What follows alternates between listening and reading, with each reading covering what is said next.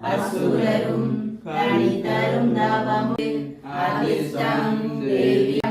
எங்கள் குரு என்றாய குருஜி வணங்கும் தேவி ஆதியாகி உடமையோடு நடப்பதெல்லாம் உனதென்று பொய் கூறி உடலும் பொய் என்று அறியா